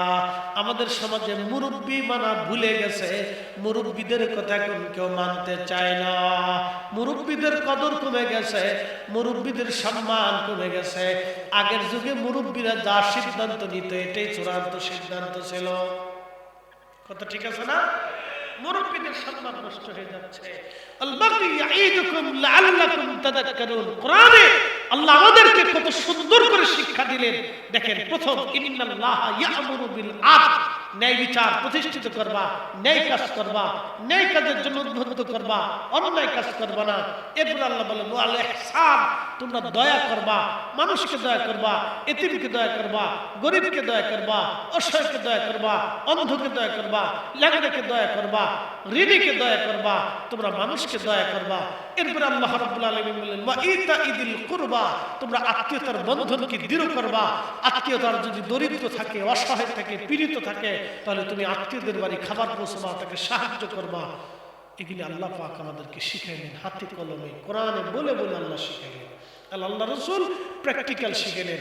এই জন্য একটা কথা মনে রাখবেন যে স্বামী স্ত্রীর তালাক যেন কোনো মতেই না, এই কথাটা মনে রাখবেন। ইদানিং এটা বহু পরিমাণে বাড়তেছে, সারা বাংলাদেশে ডিভোর্সের সংখ্যা বাড়তেছে। এই জন্য আত্মীয়তা করার আগে আগে বুঝে শুধু আত্মীয়তা করা উচিত। আত্মীয়তা বুঝেন, যেমন আমি যেরকম আমার স্ত্রীটা এরকম দরকার, আপনি যেমন আপনার স্ত্রীটা এরকম দরকার। অর্থাৎ এটা কেমন ম্যাচিং হইতে হবে দুই ফ্যামিলির ভিতরে, একজনের ধনী আর একজন দরিদ্র, একজন শিক্ষিত আর একজন অশিক্ষিত, একটা সুন্দর একবারে আর একটা একবারে গান্ধা, এরকম হলে হবে না। দুইজনের সিদ্ধান্ত মোতাবেক, পছন্দ মোতাবেক বিয়ে শাদী করানো উচিত। আপনার এক সুন্দরী মেয়ে পছন্দ হয়েছে, সেই জন্য তার গুড় গুড় করে বের করে তার ফটে ফটে আপনি বের করে নিয়ে চলে গেলেন, এটা আর কখনো সুখ হবে না, কখনোই সুখ হবে না। বাবা মানে না, মেয়ে মানে না, কি মা মানে না, শ্বশুর মানে না, শাশুড়ি মানে না, আত্মীয় স্বজনরা কেউ মানে না, তা আপনি এটা জোর করে কেমনে মানাইতে যাবেন? এরপরে এটা বেশি দিন স্থায়ী হয় না, তারপরে দেখবেন এটা কোনো না কোনো ভাবে তালাক হয়ে যায়। অশান্তি বিশৃঙ্খলা বাড়তে থাকে, বাড়তে থাকে, যে কোনো না যে কোনো মাধ্যমে তালাক হয়ে যায়। শেষে মেয়ের অস্থির লাগে যে বাবা মা ছাড়া আমি কিভাবে চলবো, ভাই বিরাদারের সিদ্ধান্ত ছাড়া আমার কিভাবে চলবে। ওই মেয়েটা একসময় শেষ পর্যন্ত বুঝতে পারে যে আমি ভুল করে ফেলেছি। তখন এই ভুল করে ফেলছি যখন বুঝে এসে যায়, তখনই মনে করেন যে স্বামী স্ত্রীর ভিতরে ঝগড়া বাড়তে থাকে, একটা পর্যায়ে তাদের ভিতরে ডিভোর্স হয়ে যায়। এই জন্য অবৈধ জিনিস কখনো হালাল, হারাম জিনিসে কখনো আরাম হতে পারে না। এই জন্য বৈবাহিক মাধ্যমটা হলো ফ্যামিলির পরামর্শ ভিত্তিক মাধ্যমে যেটা হয়, এটার ভিতরে আল্লাহর রহমত থাকে। আল্লাহ কবুল করুক, সকলে বলে না আমিন। আল্লাহ কোরআনে আল্লাহ কত চমৎকার বলেন, ফাহিশার কাজ থেকে দূরে থাকবে। আল্লাহ কোরআন থেকে আমি আপনাদেরকে বোঝানোর চেষ্টা করলাম। আল্লাহ আমাদেরকে নিজেদের জীবনকে আল্লাহর প্রতি পরিচালিত করার তৌফিক নসিব করুন, সকলে বলে না আমিন। ঈমান, আকীদা, এটা এত বড় দামি জিনিস। আপনার এই আকীদাকে, ঈমানটাকে বিশুদ্ধ রাখবেন, পরিশুদ্ধ ঈমান রাখবেন। আপনার ঈমান যাতে নষ্ট না হয়ে যায়, বদ আকীদা আপনার ভিতরে যাতে ঢুকে না আসে। একটা কথা মনে রাখবেন, ওলিরা আল্লাহ, ওলিরা আল্লাহ। কথা ঠিক আছে না ভাই? ওলিরা কি না? আল্লাহ না। তাদেরকে খোদার আসনে বসানো যাবে না, কিন্তু তারা আল্লাহর পেয়ারা, আল্লাহর বন্ধু। তারা আল্লাহর কাছে যা চায়, ওয়া ইন সাআলানি লাউতিয়ান্নাহু, তারা চাইতে দেরি হয়, আল্লাহর আসমান থেকে আসতে দেরি হয়। আমরা ওলিদের মাজার জিয়ারত করব, সেই মাজারে মোমবাতি জ্বালাবো না। আচ্ছা, কোন মাজারে মোমবাতি জ্বালায় কি লাভ হবে বলেন তো? মাজারে কি মোমবাতি জ্বালানোর জায়গা? আল্লাহ রাসূল বলছেন, তোমরা কবরের কাছে আগুন রাখবা না, আগুন দূরে রাখবা। আমরা কবরের কাছে আগুন জ্বালাই দিচ্ছি, এটা কেমন হবে? কোন মাজারে মোমবাতি জ্বালাবেন না, মাজারের সাথে কখনো আগরবাতি জ্বালাবেন না, মাজারের ভিতরে সাথে আগরবাতি জ্বালাবেন না, এটা নিষেধ। কেন জ্বালাবেন?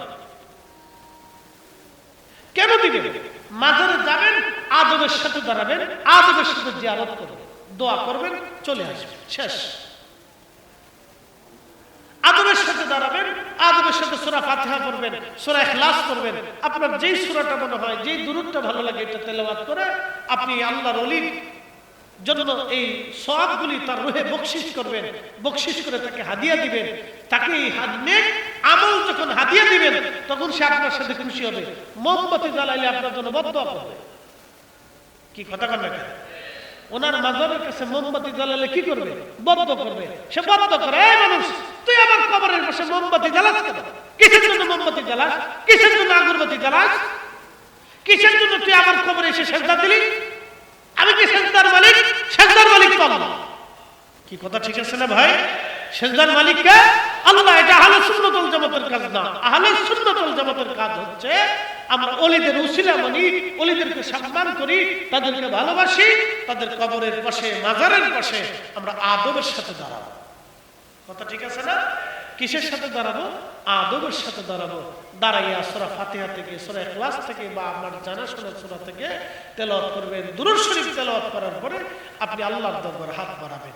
ওই ওলির রুহের উপরে আপনি আপনার এই দুরূদ, এই কোরআন তেলাওয়াতের হাদিয়া তার উপর বকশিশ করবেন। ইয়া রাব, আমার এই হাদিয়াটুকু তার খেদমতে পৌঁছাও আল্লাহ। তখন এই হাদিয়াগুলি যখন তার কাছে যাবে, তখন সে রুহের জগৎ থেকে আপনার জন্য দোয়া করবে, ইয়া রাব্বি, সে আমার মহব্বত করে, আল্লাহ তুমি আমাকে মহব্বত করো, যে আমাকে মহব্বত করে তুমি আল্লাহ তাকে মহব্বত করো। সুবহানাল্লাহ বলবেন না? এই জন্য তাদের ওখানে সেজদা দিয়ে কোনো লাভ নেই, মোমবাতি জ্বালায় লাভ নেই, আগরবাতি জ্বালায় লাভ নেই, তাদের ওখানে দোয়া করতে হবে। দোয়া করবেন, আদবের সাথে চলে আসবেন, দোয়া করবেন, আদবের সাথে চলে আসবেন। সব ওলিদেরকে আমরা ভালোবাসি। প্রিয় উপস্থিতি, খুব মনোযোগ দিবেন। রব্বুল আলামিন ওলিদেরকে মহব্বত করতে বলেছেন আমাদেরকে। সুন্নতের কাজ আপনারা করবেন, যেটা শিরিক হবে সেটা করা যাবে না। সর্বোপরি ওইখানে দাঁড়িয়ে বলতে পারেন, ইয়া রব, আমি আপনার ওলির খেদমতে আসছি, তারে হাদিয়া পাঠাইছি, ইয়া আল্লাহ, আমি জানি সে আপনার কাছে মকবুল। আল্লাহ, আমার অমুক অমুক হাজত পুরা হয় না, আমার ব্যবসা ভালো হয় না, ইয়া রাব্বি, আপনার ওলির উসিলায় আপনি দয়া করে আমার ব্যবসাকে বরকতময় করে দেন। আপনার ব্যবসা পরিবর্তন কি করে না? একসাথে বলে তকদির পরিবর্তন করার মানে কি? আরো জোরে, আরো জোরে। ওলিরা কি তকদির পরিবর্তন করতে পারে না? তারা আল্লাহর কাছে বইলে আপনার ভাগ্যকে আল্লাহ চেঞ্জ করবে, কিন্তু সে আল্লাহর কাছে অ্যাপ্লিকেশন করতে পারে। কথা ঠিক আছে না? যিনি রাষ্ট্রের প্রধান, রাষ্ট্রপতি, রাষ্ট্রের প্রধান রাষ্ট্রপতি, রাষ্ট্রপতি হচ্ছে রাষ্ট্রের প্রধান, প্রধানমন্ত্রী রাষ্ট্রের প্রধান। এই জন্য প্রধানমন্ত্রী চলে গেলেও রাষ্ট্রপতি থাকতে হবে। রাষ্ট্রপতি যদি না থাকে তাহলে বুঝবেন ওই দেশ যে কোনো দেশ দখল করে নিতে পারে, বিপদ আছে। রাষ্ট্রপতি যদি না থাকে তাহলে সেনা শাসক আসবে। যদি আপনি রাষ্ট্রকে সরাই দেন তাহলে সেনা প্রধান দায়িত্ব নেবে, সেনাবাহিনী ওই দেশের ক্ষমতা নেবে। বুঝতে পারতেছেন? সেনাবাহিনী যদি ফেল করে তাহলে অন্য কোনো যে কোনো দেশ আপনার দেশ দখল করে নিয়ে নিতে পারে, মুসিবত। এই জন্য রাষ্ট্রপ্রধান হচ্ছে রাষ্ট্রের প্রধান, তিনি রাষ্ট্রপতি, ওনাকে থাকতেই হবে রাষ্ট্রের ভিতরে। এটা আমাদের কমিউনিজম রাষ্ট্রের সিস্টেম। তো রাষ্ট্রপ্রধানের কাছে একজন এমপি, মন্ত্রী অথবা যে কেউ সচিব রাষ্ট্রপ্রধানের কাছে অ্যাপ্লিকেশন করতে পারে যে স্যার এই বিষয়ে আমাদের প্রয়োজন।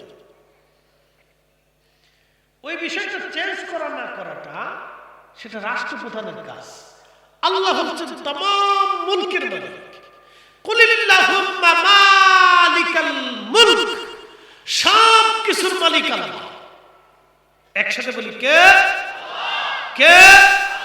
আমাদের কোনো কিছুই ভালো মন্দ আল্লাহ ছাড়া কেউ করতে পারে না। তবে আউলিয়া ইকরাম বদদোয়া করলে লেগে যায়। তারা আল্লাহর কাছে বদদোয়া করে, ইয়া রাব্বি, সে আমার সাথে বেয়াদবি করছে, অথবা তাদের সাথে বেয়াদবি করলে আল্লাহ বেজার হয়। তারা যখন কোনো বিষয়ে আল্লাহর কাছে দোয়া করে, ওই যে হযরত ওয়াসাল কারনীর কথা বলছিলাম, নবীজি বলে দিলেন, ওমর, যদি ওয়াইসের কাছে যাও তো তুমি তোমার মাগফিরাতের দোয়া চেয়ে নিও, আর আমার উম্মতের মাগফিরাতের জন্য তাকে দোয়া করতে বইল, কারণ সে দোয়া করার সাথে সাথে আল্লাহ কবুল করে দেবে। তাহলে ওলিরা দোয়া করতে পারেন, কবুল করে কে? আল্লাহ। এই জন্য আউলিয়া ইকরামের উসিলা ধরে আপনি দোয়া করতে পারেন, ইয়া রাব্বি, আমি তার কাছে আসছি, আল্লাহ আপনি দয়া করে তিনার উসিলা আমার দোয়াকে মঞ্জুর করে দেন, আমার হাজতকে পুরা করে দেন, আমার অসুবিধা দূর করে দেন। এটা হচ্ছে সুন্নত পদ্ধতি, আকাইদে আহলে সুন্নাত ওয়াল জামাতের পদ্ধতি। বাদ বাকি যা করবেন এটা অতিরিক্ত, অতিরঞ্জিত। ওটা করলে ওটার দায়ভার আপনার, ওটা আপনার। প্রিয় উপস্থিতি আমার, যেহেতু সময়ের স্বল্পতা, সময় কম আমাদের, হযরত ওমর রাদিয়াল্লাহু আনহুর জামানাতে বৃষ্টি হয় না, হযরত আম্মা জান আয়েশা সিদ্দিকার জামানায় বৃষ্টি হয় না। ইমাম দারিমি সুনানুদ দারিমির ভিতরে হাদিস লেখেন, অনাবৃষ্টির কারণে মদিনার খেজুর গাছগুলি শুকাই যেতে লাগলো, ঘাস তরুলতা পাতা মরে গেল, উট দুম্বা ছাগল ভেড়াগুলি দুর্বল হয়ে গেল। আপনারা জানেন বাংলাদেশের মতো না, সেখানে এমন সুন্দর সুন্দর মাটি নাই, বৃষ্টিপাত না হলে তো অবস্থা খুব ভয়াবহ। এত পরিমাণ অবস্থা হলো, মদিনার মানুষ চিন্তায় পড়ে গেল, হায় হায় কি হবে আমাদের। সব সাহাবীরা মিলে আম্মা জান আয়েশা সিদ্দিকা রাদিয়াল্লাহু আনহার কাছে গেলেন, মা জননী বৃষ্টি হয় না, প্রচুর পরিমাণে খরা পড়ে গেছে, বৃষ্টির বড় প্রয়োজন, আমরা কি করতে পারি? আম্মা জান আয়েশা বললেন, আমার নবীর উম্মতরা, তোমরা আমার রাসূলের রওজা মুবারকের উপর থেকে যে ছাদ আছে, খেজুর পাতার যে ছাউনি আছে, এই ছাউনি তোমরা সরাইয়া দাও। খেজুর পাতার ছাউনি রওজা শরীফের উপর থেকে তোমরা সরাইয়া দাও। খেজুর পাতার ছাউনি তোমরা সরাইয়া দাও। সাহাবীরা গেলেন, আল্লাহর হাবিবের রওজা শরীফের উপর থেকে খেজুর পাতার ছাউনি সরাই দিলেন। আকাশ থেকে রওজা শরীফ দেখা যাচ্ছিল, রওজা শরীফ থেকে আকাশ দেখা যাইতেছিল। ঠিক তখনই আকাশ জুড়ে মেঘ জন্ম নিল, অঝোর দ্বারা বৃষ্টি নামা শুরু হয়ে গেল। একাধারে 7 দিন পর্যন্ত বৃষ্টি নামতে লাগলো, একটা মিনিটের জন্য বৃষ্টি বন্ধ হয় না।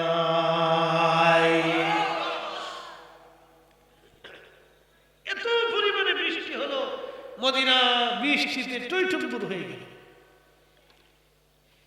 7 দিন পরে সব সাহাবীরা এসে বললেন, আম্মা জান, মা জননী, আমাদের আর বৃষ্টির প্রয়োজন নেই। বৃষ্টির এত পরিমাণে হয়েছে যে আমাদের মাটির ঘরগুলি ভেঙে যাওয়ার উপক্রম হয়েছে। প্রচুর বৃষ্টি হয়েছে, মা আর বৃষ্টির দরকার নেই। আম্মা জান বললেন, তাহলে রওজা শরীফের ছাদ আবার পুনরায় নির্মাণ করে দাও। একসাথে বলবেন আল্লাহু আকবার। রওজা শরীফের ছাদ আবার নির্মাণ করে দাও। যখন রওজা শরীফের ছাদ নির্মাণ করে দেওয়া হলো, আকাশে বৃষ্টি বন্ধ হয়ে গেল, বৃষ্টি পড়া বন্ধ হয়ে গেল। রওজা শরীফের ছাদ যখন ফাঁকা হয়ে গেল, বন্ধ হয়ে গেল, তখন অটোমেটিক বৃষ্টি বন্ধ হয়ে গেল। লোকেরা বলল, ব্যাপার কি? এর মূল কারণ হচ্ছে আকাশ যখন রওজা শরীফ দেখলো, আকাশ কাঁপতে লাগলো, আকাশ থেকে প্রচুর পরিমাণে বৃষ্টি পড়া শুরু হয়ে গেল, রহমতের ধারা অব্যাহতভাবে নামতে লাগলো। আবার যখন ছাদ বন্ধ করে দিয়ে দেওয়া হলো, তখন আবার আকাশ থেকে বৃষ্টি বন্ধ হয়ে গেল। এই জন্য কোনোদিন যদি রওজা শরীফের উপর থেকে ছাদ চলে যায়, তাহলে মদিনাতুল মুনাওয়ারা 1 সেকেন্ডের জন্য বৃষ্টি থামবে না। 1 সেকেন্ডের জন্য বৃষ্টি থামবে না। এই জন্য কিয়ামত পর্যন্ত রাসূলের রওজার উপরে ছাদ থাকবে। একসাথে বলবেন আল্লাহু আকবার। কিয়ামত পর্যন্ত ছাদ রাখতেই হবে। নবীজির ইন্তেকালের পর থেকে ছাদ আছে। আল্লাহর নবীকে ইন্তেকালের পরে ঘরের ভিতরেই দাফন করা হয়েছিল। নবীজি যেখানে ইন্তেকাল করছিলেন, আম্মা জান আয়েশা সিদ্দিকা রাদিয়াল্লাহু আনহার ঘরের ভিতরে নবী ইন্তেকাল করেছিলেন। রাসূল আয়েশাকে বলে গিয়েছিলেন, আয়েশা, নবীরা যেখানে ইন্তেকাল করে সেখানেই নবীদেরকে দাফন করতে হয়। আয়েশা, আমি যেখানে ইন্তেকাল করব আমাকে সেখানেই যেন দাফন করা হয়। তা আল্লাহর নবী নিজের হুজরা শরীফের ভিতরেই নবী ইন্তেকাল করলেন। যেখানে বর্তমান রওজা শরীফ, ওইখানেই নবী ইন্তেকাল করেছিলেন। যেখানে রওজা শরীফ, এই ঘরটাই ছিল আল্লাহর হাবিবের পবিত্র হুজরা মুবারক। এখানেই আম্মা জান আয়েশাকে নিয়ে এবং আম্মা জানদেরকে নিয়ে নবীজি বসবাস করতেন। এর বাম পাশে ছিল বাব জিবরাইল, ওই দরজা দিয়ে জিবরাইল আলাইহিস সালাম আসতেন। তার পিছনের দরজা হচ্ছে বাবুন নেসা, মহিলার ওই দরজা দিয়ে সে মাসলা মাসাইল জিজ্ঞেস করতেন। মদিনাতে গেলে দেখবেন রওজা শরীফ বর্তমানে এটাই হুজরা শরীফ। নবীজি যেখানে রওজা শরীফ, এখানেই নবী ইন্তেকাল করেছেন। প্রিয় নবীর ইন্তেকালের পরে সাহাবে کرام দ্বিধাদ্বন্দ্বে পড়ে গেলেন, কোথায় আমরা তাকে দাফন করব। কেউ বলে নবীর আম্মা জানের পাশে দাফন করা হোক, কেউ বললেন না হযরত খাদিজার পাশে দাফন করা হোক, কেউ বললেন না জান্নাতুল বাকিতে দাফন করা হোক। তখন সবাই বলল, না, এই বিষয় তো আমরা বলতে পারবো না। এই বিষয়ে আয়েশা রাদিয়াল্লাহু আনহা আম্মা জান উম্মাতুল মুমিনিন ছাড়া অন্য কেউ বলতে পারবে না। নবীজি তাকে কি ফরমান ওসিয়ত করে গেছেন আমরা আম্মা জানের কাছে আগে জিজ্ঞেস করি। তখন সব সাহাবী আম্মা জানকে জিজ্ঞেস করলেন, মা জননী আপনি দয়া করে বলে দেন যে আমার রসুল কি বলে গেছেন। তখন আম্মা জান বললেন, দেখেন আল্লাহ রসুল বলে গেছেন নবীরা যেখানে ইন্তেকাল করে নবীদেরকে সেইখানেই দাফন করতে হয়। আমাদের রসুল বলে গেছেন নবী যেখানে ইন্তেকাল করবেন সেখানেই যেন তাকে দাফন করা হয়। অতএব রসুল হুজরা শরীফে ইন্তেকাল করেছেন, নবীকে যেন এই হুজরাতেই দাফন করা হয়। তখন সাহাবারা বললেন, আলহামদুলিল্লাহ আমরা সুন্দর সিদ্ধান্ত পেয়ে গেছি, রসুলের ওসিয়ত পেয়ে গেছি, নবীদের সিদ্ধান্ত আল্লাহর সিদ্ধান্ত পেয়ে গেছি। এই জন্য রসুলের হুজরা থেকে মিম্বার পর্যন্ত রিয়াজুল জান্নাহ। কত হতভাগা আমাদের দেশের কিছু আলেম আছে, মুখে দাড়ি আছে, মাথায় টুপি আছে, তারা বলতেছে রসুলের রওজাকে রওজা বলা যাবে না, কবর বলতে হবে।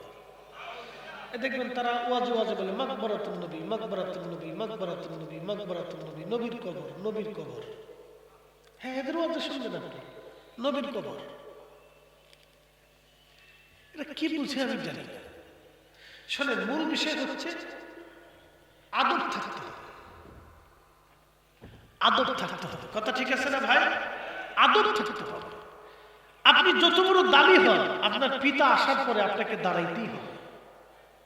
কথা ঠিক আছে না ভাই? আপনি যত বড় দামি হন, আপনার উস্তাদ আসার সাথে আপনাকে দাঁড়াইতে হবে। তাহলে আপনি আদব হলেন, আপনার লেখাপড়ায় দাম হবে। অনেক শিক্ষা অর্জন করেছেন কিন্তু আদব নাই, এই শিক্ষার 4 পয়সা মূল্য নাই। আরে আমার নবীজি রওজা শরীফ, হুজরা শরীফ থেকে মিম্বার শরীফে আসতেন যাইতেন, আসতেন যাইতেন, আসতেন যাইতেন, আসতেন যাইতেন। আল্লাহ বলে দিলেন, হাবিব আপনি যেখান দিয়ে আসতেন যাইতেন ওই মিম্বার থেকে রওজা শরীফ পর্যন্ত এটা রিয়াজুল জান্নাহ, জান্নাতের বাগান, এটা বেহেশতের একটা অংশ। আসতে হয়ে গেল না? আরো জোরে বলেন। তাও জান্নাতুল ফিরদাউসের অংশ, ওই জায়গাটুকু জান্নাতের অংশ। দুনিয়াতে যদি জান্নাতের অংশ দেখতে চান তাহলে ওইটুকু দেখবেন। পৃথিবীর একটা মাটির অংশ আল্লাহ জান্নাতের সাথে অ্যাডজাস্ট করে দেবে। এটা হচ্ছে রিয়াজুল জান্নাহ। মক্কায় পাবেন না, বাইতুল আকসায় হবে না, পৃথিবীর কোথাও হবে না, শুধু ওইটুকু জায়গার ভিতরে। কেন? রাসূল ওখানে বারবার যাইতেন, আসতেন, যাইতেন, আসতেন, যাইতেন, আসতেন। রাসূল কারীমের যাওয়া আসার কারণে যদি দুনিয়ার একটা সাধারণ মাটি জান্নাতের বাগান হয়, তো রাসূল যেখানে ঘুমায় রয়েছে সেটা কি রওজা হতে পারে না? রওজা বলতে ওনাদের কাছে বেদাত বেদাত মনে হয়, শতাব্দ টাকা। এরা হইছে আবার বিরাট বড় ক্ষেত্রে সম্পূর্ণ লোক আছে। আমরা যখন বলি বলে বিরোধিতা করে, সব বেদাতের দল, আমরা বানাইছি বেদাতি। আমরা হয়ে গেছি আজকে বেদাতি, আমরা হয়ে গেছি মাজার পূজা। যখন আমরা সত্যটা তুলে ধরি তখন আমরা হয়ে গেছি বেদাতি। নবীর উপরে ঈমান না আনলে কোন মুসলমানের কবর জান্নাতের টুকরা হবে? কোন মুসলমান মাপ পাবে, জান্নাত পাবে? তো নবীর উপরে ঈমানের কারণে মুসলমানের কবর যদি জান্নাত হয়, মুসলমানের যদি ক্ষমা হয়, তো রাসূল কারীমের কবর কি হতে পারে? তিনি যেখানে ঘুমায় সেটাই তো জান্নাত। কি কথা কথা বলেন? তো নিজেই তো রাসূল জান্নাতের সাহেব, তিনি তো সাহেবের জান্নাত। আপনি শুনলে খুশি হবেন, আল্লাহ জান্নাতের ভিতরে উম্মতের জন্য রাসূল দরকার। বলে হুজুর এটা কেমন? আমি তো জান্নাতে চলে গেলাম, নবী দিয়ে কি করবো? হ্যাঁ, জান্নাতে যাওয়ার পরে তখন আপনাকে মনে হবে যে আমি যদি আরো উপর তলায় যেতাম,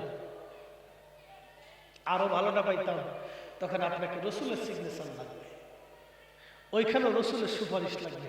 আল্লাহ ডাক দিবে, ইয়া পেয়ারা বন্ধু আপনি যদি বলেন তাহলে আপনার উম্মত উপরের তলায় দিব। তখন আল্লাহ নবী বলবেন, হ্যাঁ আল্লাহ আমার উম্মত আপনি দিয়ে দেন। একসাথে বলেন আল্লাহু আকবার। তো জান্নাতেও নবী লাগবে, কি কথা বলেন না কেন? আর হাসর কবর তো এটা তো আরো কঠিন জায়গা, জান্নাতেও রাসূল লাগবে, জান্নাতেও রাসূল লাগবে। এখন বলে দিয়ে গেলাম জান্নাতেও রাসূল লাগবে। কারণ এই দেখেন, এই অনেকে চিন্তা করে যে আমি যদি ফরিদী সাহেবের মতো হতাম, অনেকে চিন্তা করে আমি যদি ডক্টর ইউনূসের মতো হতাম। কি চিন্তা আছে না অনেকে? অনেক বাবা মা এসে বলে যে হুজুর আমার ছেলেটা যদি আপনার মতো হইতো। আমি সব জানি যে আমি কি, আমি তো মনে করি যে আমি তো কিছুই না, আমার তো কিছু নেই, আমার যা আছে সব আল্লাহর দেওয়া। কথা ঠিক আছে না ভাই? 40 বছর আগে বাবাদের বয়স কত হবে? 72। তার মানে 75 বছর আগে ওনার কোনো অস্তিত্ব পৃথিবীতে ছিল না। কথা ঠিক আছে না? 45 বছর আগে আমার কোনো অস্তিত্ব পৃথিবীতে ছিল না। তাহলে আমার চোখ আল্লাহর দেওয়া, জবান আল্লাহর দেওয়া, কণ্ঠ আল্লাহর দেওয়া। আমরা কি ইচ্ছা করলে কণ্ঠ বানাইতে পারবো? ইচ্ছা করলে কি মিষ্টি মিষ্টি কথা আপনাদেরকে বলতে পারবো? আমি এক উস্তাদের কাছে হাদিস পড়তাম, বুখারী শরীফ, সহিহ মুসলিম, সিয়াসিত্তা এবং আরো আনুষঙ্গিক কিতাবাদি পড়তাম। মুরব্বী 40 বছর ধরে হাদিস পড়াইতেন। আমরা বুড়া মুহাদ্দিস বলতো মাদ্রাসাতে। খুব তাকওয়াশীল লোক ছিল, জীবনে জুব্বা কোনোদিন আয়রন করে হুজুর পরে নাই। আমি বলতাম হুজুর একটু খুলে দেন, আমি ধুয়ে পরিষ্কার করে আয়রন করে দেবো। না রে বেটা, বরিশালের লোক ছিল, না রে মনু, কতদিন আর দুনিয়াতে বাঁচবো। এত বড় তাকওয়া ছিল, জুব্বাটা আয়রন করে পড়তো না। একটা টুপি কানের কাছে মাথায় লাগান থাকতো, দেখলে মনে হতো যে উনি মুহাদ্দিস না। কেউ বলতে পারতো না যে উনি এত বড় মুহাদ্দিস, এত আলিমের উস্তাদ। তো উনি আমাকে মাঝে মধ্যে বলতেন, এ বলুন তুমি মিষ্টি মিষ্টি কথা কেমনে পাও, ওয়াজ কেমনে করো? আল্লাহ উস্তাদ জি, আল্লাহ আপনারে দিছে আপনারে হাদিস শেখানোর জন্য, আর আল্লাহ আপনারে দিছে দুনিয়ার সাধারণ মানুষকে বোঝানোর জন্য। আপনার কাজ একটা, আমার কাজ আর একটা।